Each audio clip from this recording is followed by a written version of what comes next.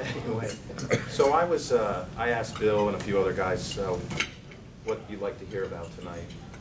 And I thought I had to start with, I made some notes, so, I was told this is going to be really informal. So, Steve mentioned mentors. And I guess I have to start with my parents. I know it sounds corny, but my dad was a Holocaust survivor, and so was my mom. But he was under Schindler, and he instilled in me a work ethic, and I guess my mom instilled in me a hoarder mentality. So they were instrumental in helping me get in the coin business and becoming a collector. When I was 7 years old, a girl in Oyster Bay, Long Island, walked up to me on the street and handed me an Indian head penny. And I brought it home and I showed it to my father. And he bought me the one and only book he ever bought me, and that was a coin book. I think it was blue. I'm not sure. It definitely wasn't a red book.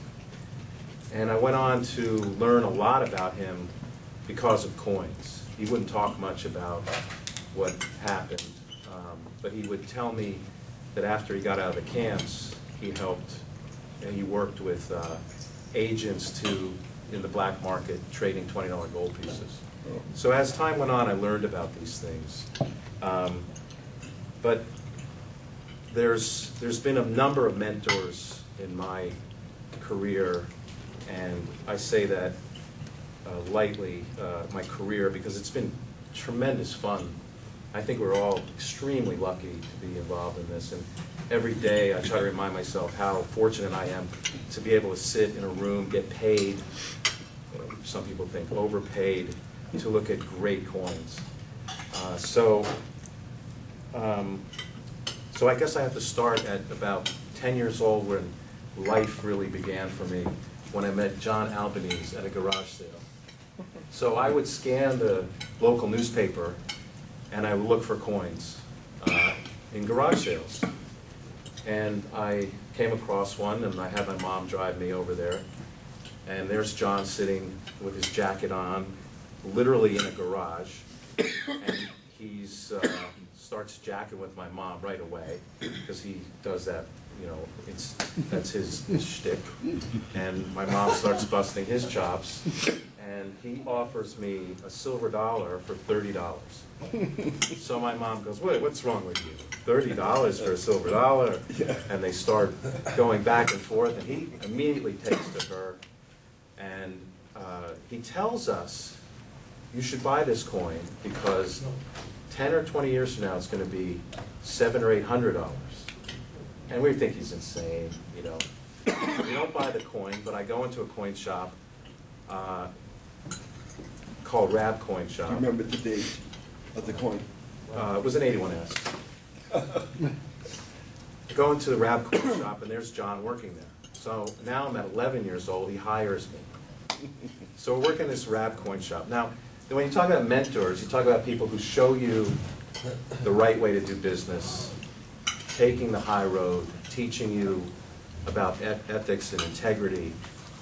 And working at this coin shop showed me the complete polar opposite of that. I won't mention this guy's name, but he's an absolute pervert. And John and I found things in this shop that were just unbelievable for kids our age. Now you gotta remember, he's 14 and he hires me at 11, and I start learning the basics of numismatics. And the best graders, and David will probably agree with me, are guys who worked at a coin shop, because they see everything.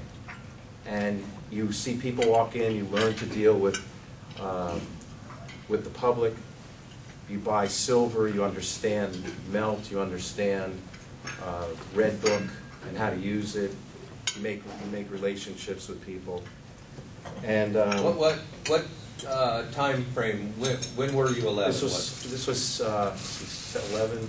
This was 74. 74. 74. I think gold was $35. By 74, it was Nixon pushing up towards 100. Yeah. Really? You got in the first little Okay. market. Yeah. 71 to 74. Yeah, so working with John in the coin shop was just unbelievable. I mean, I worked there for a couple years, and I don't know if anybody knows this, but he was state champ on the ring in New Jersey. That's why he's a little bulldog. So he would eat enormous amount of food. That will be quoted, you know. Yeah, whatever.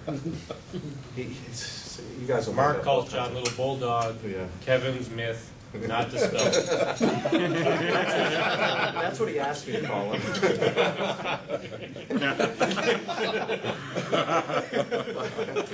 But anyway, we found a gun one day in the coin shop, and we were messing around, and it was a Luger, a German Luger. So we found this stack of comic books, and we didn't know the gun was loaded. So I remember being over John's shoulder, and we're like, "What do you think?" And the next thing I know, it shot a hole right through the comic books. It was such an insane time. We didn't know how insane it was.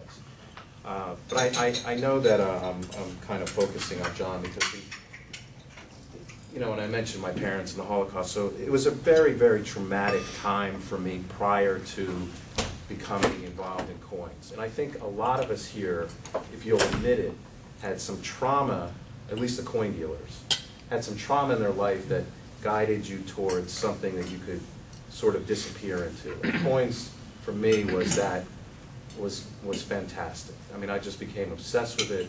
And the only other thing that occupied my time was girls and sports. And as time went on, sports had to go away.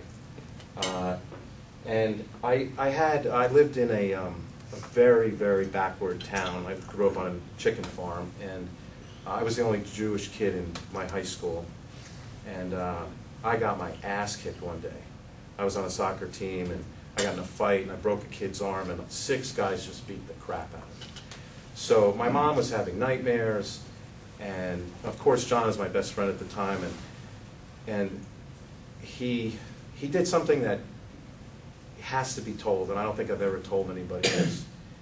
So I go to his house, and I'm making this decision on if I should go to a new high school, 100 Central High School, where he's about to graduate, we never went to school together, or stay in this redneck, piece of shit. And he says, "I just bought a bust half dime today, and this thing is green and PL, and it's superb." And I just fell in love with it. And he said, "If you go to the new school, it's $500 bucks. You stay at the old school, it's $1,500 bucks." So, of course, I went to the new school. And it literally changed my life. There was probably 40 Jewish kids. I got straight A's, had a great time, and it was just a wonderful thing for me to do. I had a knack for buying and selling coins, going to coin shops, as Kevin would say. We all did it. And I was making more than my teachers when I was 16, which pissed off some of them, because I didn't really work too hard in class, but I was constantly working on my coin business. I didn't really know where I was going at the time, but my parents insisted that I go to college. And my mom gave me a break, I guess my early break as far as business was concerned. She gave me $10,000